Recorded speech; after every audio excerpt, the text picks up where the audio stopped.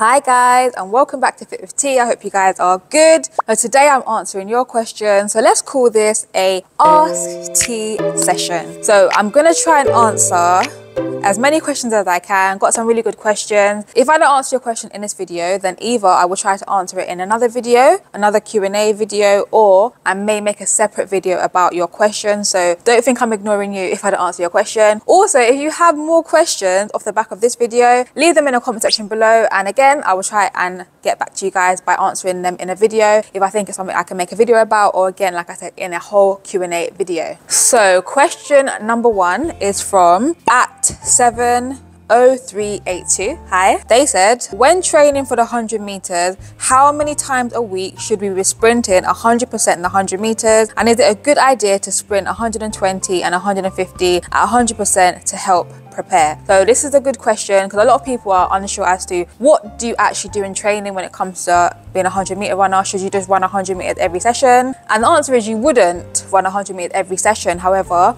the time where you may do 100 meters in terms of 100% 100 meters is going to be if you wanted to do, for example, a practice run through. Let's say you have a race coming up or something like that. You may want to do a practice like a model run where you try and go through the whole 100 at 100%. But other than that, we actually don't tend to run 100 meters as a distance. Well, at least I don't, from history of training, being in the sport 20 plus years now. It's not really a distance that we do necessarily regularly, unless it's early on in the season, earlier on when it comes to like winter training, where I may do like back-to-back 100 meters, which are not going to be 100%. It's more so like tempo run sort of thing, technical models, and getting a little bit of fitness in. But other than that, 100% 100 meters is not necessarily what you're going to do in training, right? So most of the time you might break your training up. You might have some sessions that are technical, some sessions that are working specifically on speed, some sessions that are working specifically on your acceleration phase of your race, some sessions that are working more on your max velocity side of your race, some sessions that are working more on speed endurance. And those are kind of how we're going to break down the running sessions, so to speak, right? And so yes, in terms of doing 150 120 meters, that for me is going to be classed as speed endurance. And at the very high pace, like you put 100%, anywhere, you know, that 90, 92, 94, 95, 90, whatever percent that you're going to do, those really fast speed endurance sessions where you're going to kind of get some sort of lax, where you're trying to get really fast times, you're going to not be able to do those at the beginning of your training block. So let's say you started training for the new season, because let's say the outdoor season is usually April to September. You're not really going to be able to run 100% in, say, September, October, November, right? So those kind of sessions are going to come more towards as you're getting closer to the outdoor season, more towards when your now bodies are actually more in a peak condition. During the season, you're going to be able to run those sort of distances at 100%. I'm doing air quotes because in training, you're most likely going to work in like the 95 plus if you're trying to go for max speed sort of thing, right? And that's also where you're going to be a bit more relaxed. So there's a lot of kind of ways to touch on it, but hopefully even just that little bit that I've answered helps you out a little bit. Hopefully I'll also be able to give more videos about like what to actually do in training, like what a session could look like, that sort of thing. So hopefully, even though I could go into this question so much more, hopefully just that little bit does help you out a little bit. So let me know in the comment section below if that has been helpful, and if you didn't answer the question but it was helpful, let me know as well. Okay, so question number 2 for today is from @Helios or @Helios4425. Which supplements do you take or would you recommend a sprinter to take? Basically, even sports nutrition, the basis was always going to start from a healthy diet, right? So if you don't have a healthy diet, and I'm going to say, for example, I'm from the UK, so there's like guidelines as to what's a healthy diet. For most of us in general, we kind of understand the concept that you want to be able to eat from all the food groups. You want to be able to have balance in your life, right? So carbohydrates, fats, protein, you want to kind of get the right amount of those, your macronutrients, right? And then obviously you've got the micronutrients that you need to get as well, that our body needs, right? So you want to make sure that you're touching on those things in general. And generally speaking, you'll find that nutritional advice is to try and get everything you need from your food that you get from, try and get everything you can from your diet as a whole, right? So supplements is never supposed to replace what you eat. So it's meant to be just supplementing something, or if let's say you're lacking in certain area, then supplements can be useful in that way, right? So with regards to supplements that I personally take, I have taken supplements. So for example, I've shared on my YouTube channel, I've shared about, gosh, I have protein shake. It's not something that I take, like I don't use it like regularly. I use it sometime, and for me personally, it's going to be more so if I know that I'm not going to be home for ages. Let's say I didn't bring enough food that day, or I haven't been shopping or something like that, I might bring a protein shake with me. In the past, I've used glucosamine when I've had certain injuries. I've shared on here about beetroot juice and how that can be useful, so check that video out if you haven't seen it. Or say like drinks, sports drinks, for example, how these can be useful. So for example, I use electrolytes. So really that's kind of all I really use. I do know a lot of athletes that use creatine. Obviously there's a side effect of of you could put on a bit of weight with it. So it's just stuff like that that you want to think about or like read into if you want to use supplements. If you personally have any like lack of deficiency, maybe it's like iron or something like that, then maybe supplements might be useful. But in answer to the question as to what I personally take, I actually personally don't really take supplements. That's kind of the stuff that I have taken, if I have taken anything. But off the top of my head, that's what I can remember right now. But yeah, I do want to do some more videos about like nutrition. So hopefully I'll be able to get around to that. It's just kind of hard to think about how to make it interesting as well. So if you have ideas for that, let me know in the comment section below. Next question, should a 100-meter athlete do any resistance training? Yes. Obviously there's debate about how beneficial weight training is, but resistance training is not only weight training, right? So resistance training can be body weight. Resistance training can be resisted runs, for example, uphill runs, sled pulls, all that kind of stuff. So I've got a whole video about resisted runs, you can check that out. And I do have a couple of videos with regards to specific gym exercises. I think somebody else also asked me about strength at CF calf roping. Could you talk about what you do to strengthen your legs in the weight room? So let me try and put those two questions together, right? So resistance training, yes, it can be beneficial. So you just need a general basis of strength, but obviously you need to be powerful as a 100-meter sprinter. You want to have a good start, you want to be powerful, right? And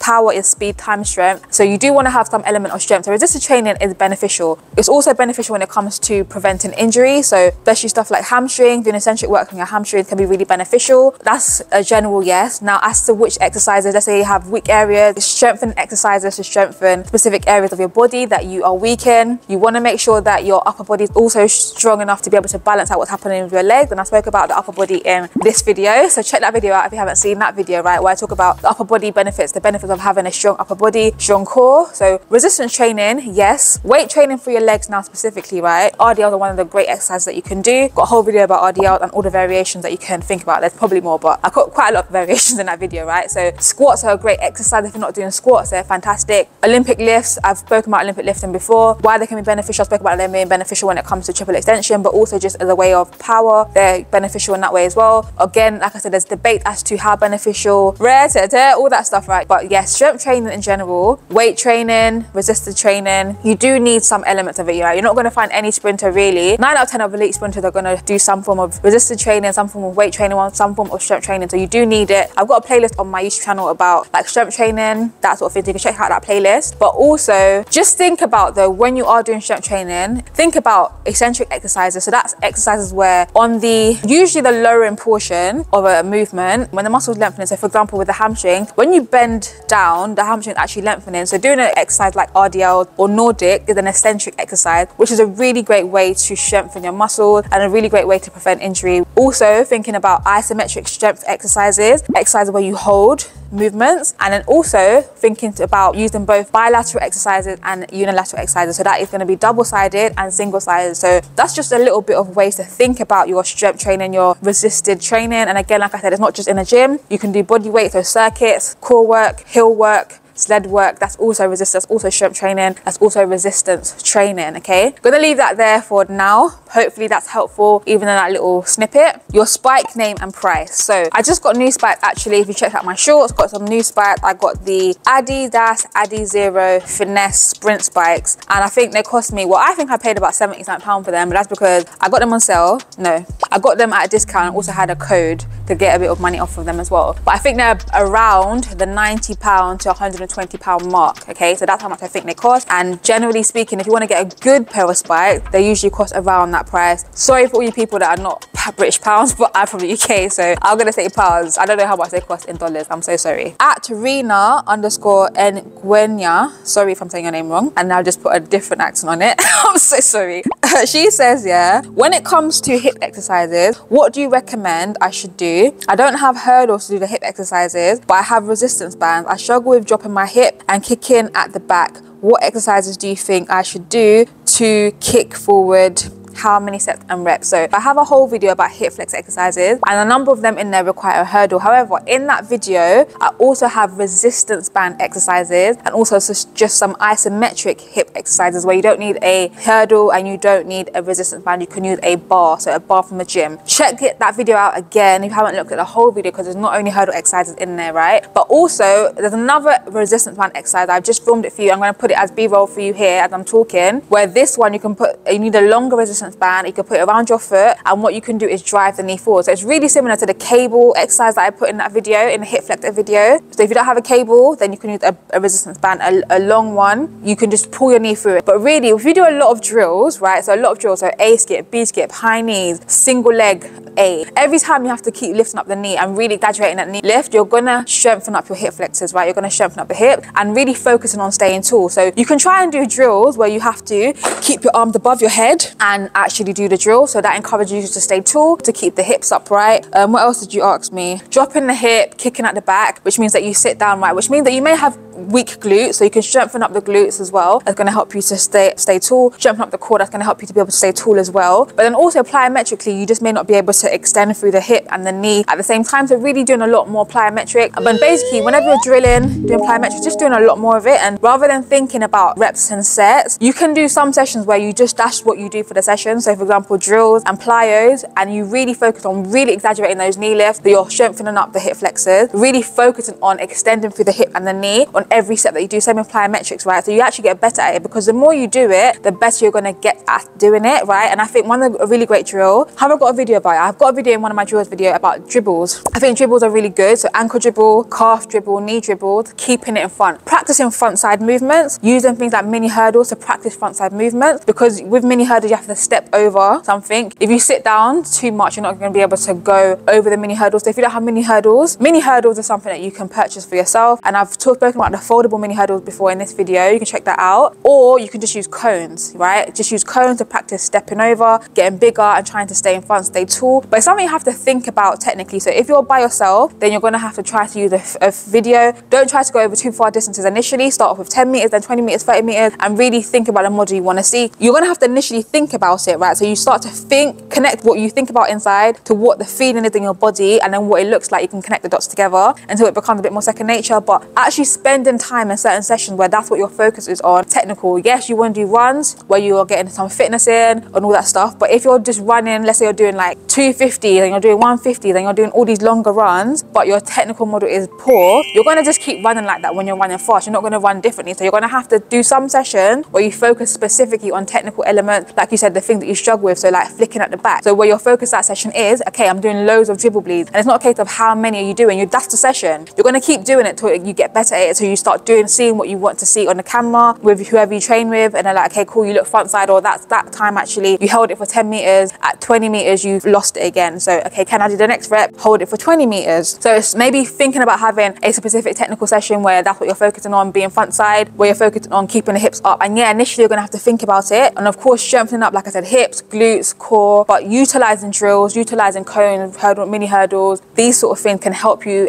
But you have to think about it. It's going to be one of the things you're going to have to think about rep by rep. So do a rep, record it, look at it. Okay, what did it look like? What should I change? Right, tell yourself what you need to do, visualize it, then try and do it again. So it's going to be something like that you're going to have to work at, because it's not very easy and simple and quick to change your running style. I've shared a whole video here about how I used to run and how some of the things we trained to help me to run a bit more front side. Some things are still not always a natural thing. You have to think about it in training. That's the whole point of training, right? So I'm going to leave it there. Hopefully that's helpful. Let me know in the comment section below, Rena, if that's been helpful, and if this was helpful for you who didn't ask me that question, let me know in the comment section below as well. All right, at Chris Richards 2202, he says, how do you stay motivated when you can't be bothered to sprint or train? Good question. And to be fair, one of my clients was asking me the other day, oh, how do you stay motivated, or like you've been training by yourself, that's so hard, how did you do it, sort of thing. Now I'll be honest with you, some parts of it, especially if you're self-coach, I don't know if you're self-coach, Chris, but just generally I'm just saying what she asked me, my client asked me, and then also like answering this question. Sometimes it is something that you have a personality trait in terms of you can be self-motivated and you're able to like pick yourself up and go. So I was thinking about even from my, my school days, how I was able to teach myself certain subjects when I didn't have a teacher, or when I did a subject that no one else done in the school and I had to teach myself, sort of thing. And still being an athlete, still competing for the country, still being able to schedule my time, all of that. So some of it is like you have an innate trait, an innate gift to be able to do certain things, right? But there are little things to like think about. So you're not going to feel motivated all the time. That's the first thing to realize. It's not normal. If you're like always motivated, you never have even one day that you feel off, then it's like, rah, you're actually a human being, because that's just not a thing. There's some days where you don't feel motivated. That's the truth, right? So now you have to ask yourself, okay, first of all, why don't I feel motivated today? Like, is it a case where I'm actually tired? Because that can be a real thing. If you're fatigued, you can feel not motivated, or you start feeling like, I don't really want to train. If you keep a training diary, have a look and be like, right, cool, how long have this this block of training being? Is it a case that I'm tired? Is that why? Just try to first of all eliminate fatigue. If it is fatigue, either you can take that day off, you can do an active recovery day. I've spoken about all these things, right, on my channel, so check out the videos, guys. I've spoken about overtraining. So you can either, like I said, take the day off, just that one session, or you can do an active recovery day, or just come anyway and do something lighter or something different. And as a woman, right, we have these times, we have at least one time in a month where you're not feeling it, okay? We have at least one time. So what I say on those ones is, again, come to training,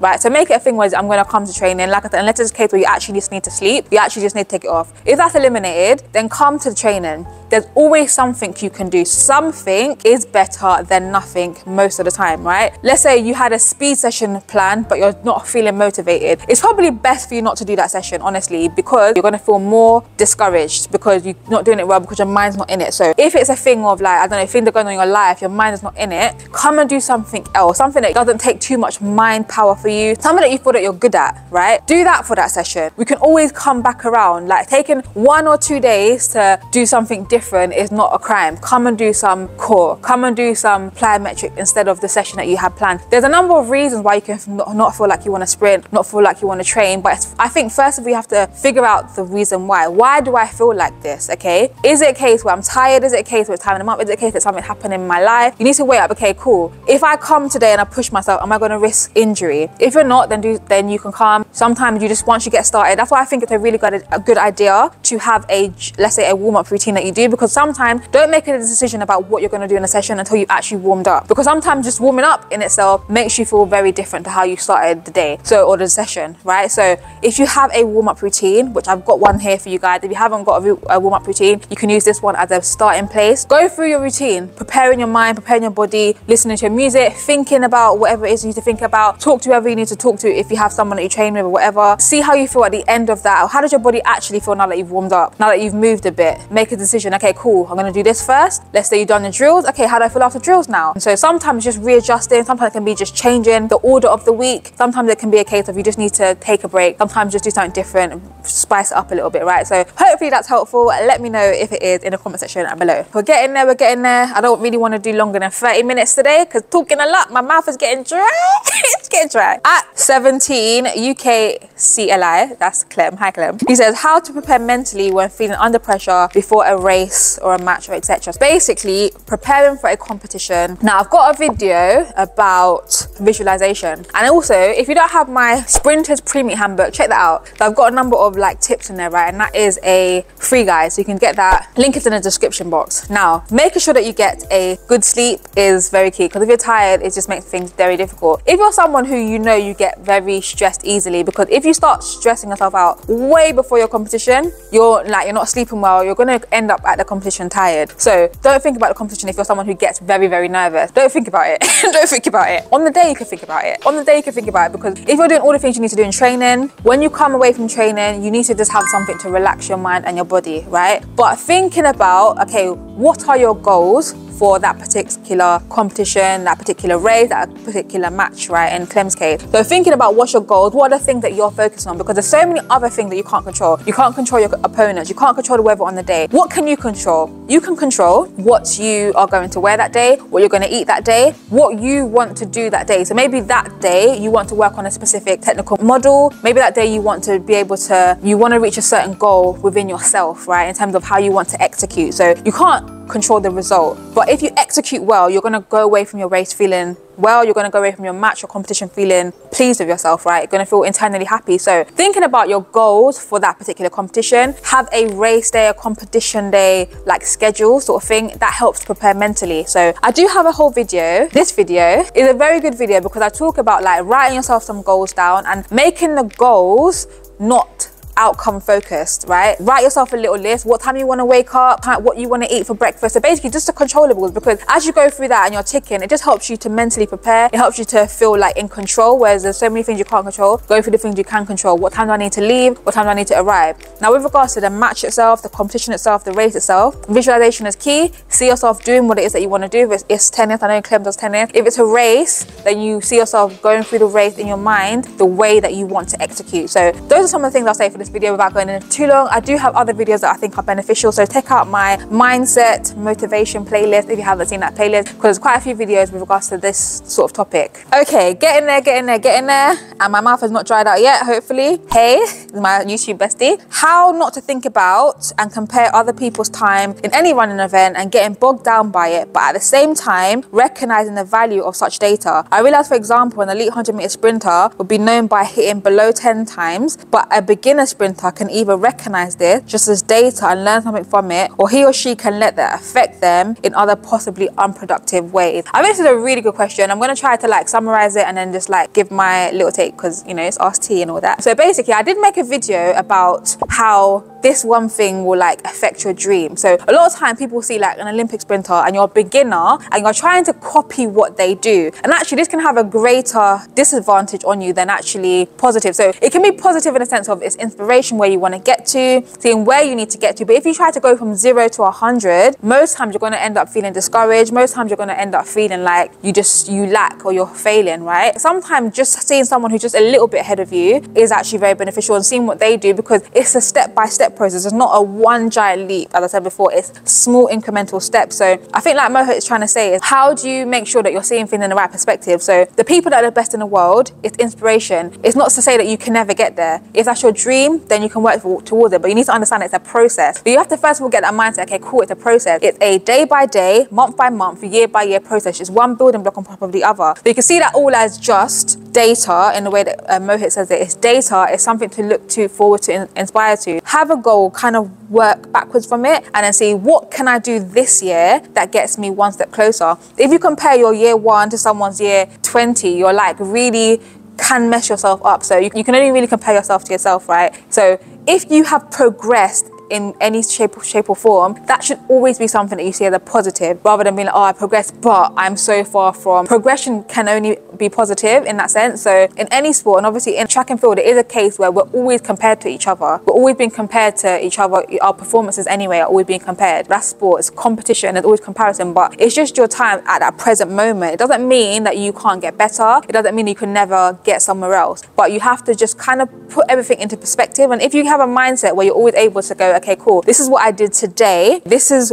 where I was, this is where I am now, this is where I want to be. Being negative doesn't really get you anywhere. So always try to see, have I improved? Why didn't I improve? Or am I the same? What could I change so that I can get better next time? And also the looking forward way of, what do I do differently to keep progressing, or differently to get one step closer to the goal or the inspiration that I have of a certain person. So I think we have to always come back to a positive outlook on it and seeing it from a positive perspective, because honestly, you're not going to get better, and it can be so discouraging if you only just see it in a negative spin. It's a really hard question to answer in a really short time, but hopefully I've answered it a little bit. I hope so anyway. I'm trying to breeze through. I'll tell you why, because I'm running out of space, and also I'm running out of time. So could you please talk about some key points or tips you use to select a specific type of spikes? Now I'm going to answer this quickly, right? Because I have a whole video about spikes. I teach you how to identify sprint spikes versus long distance spikes, that sort of thing. But for me, I actually like a hard plate, right? And so I just bought these new spikes, which I mentioned at the beginning of the video. But the spikes I had before,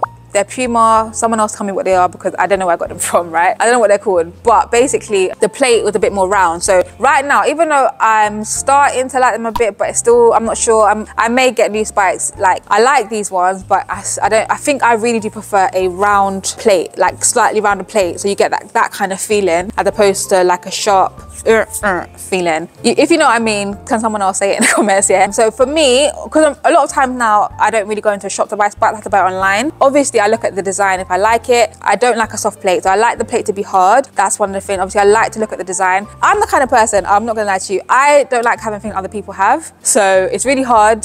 Obviously, when I got my silver glitz back, I didn't really have anyone else have them. I haven't seen anyone else in like the UK have them, but obviously this time I needed spikes like immediately, and I know that a lot of people have these spikes that I just bought the Addy Zero, but not necessarily this color. So that's what I look for as well. I know that's like an aesthetic thing, but I like to have the feel, like I said, I like a hard plate where you have on the plate where you kind of get that extra like hump. I feel like it gives you that more height when you like power down. I kind of like that personally, but yeah, as long as it feels good when I'm running in it, I'm not really too bothered about whether it feels heavy or light. Those are a few things I look for, but yeah, definitely check out the video I mentioned about sprint spikes. Gonna try and finish this video now, guys, and I'm gonna go with, could you talk about your injuries during your career so far and your experience dealing with them. And I would love to, I'm not gonna lie, I would love to tell you a bit more, but I'm gonna need a lot more time and a lot more space. So what I'm gonna do is I'm gonna link this video here where I talk about one of my main injuries I had, my experience with them that ended up being not so great, and hopefully you can learn from it. And hopefully what I'm gonna try to do is make another video where I talk a bit more about my injuries in a more expanded version. So I really hope you guys have enjoyed this video. Let me know if it's been helpful. Give this video a like if you like it, and I will see you guys on another Friday. Thank you for watching, and I'll see you next time. Bye guys.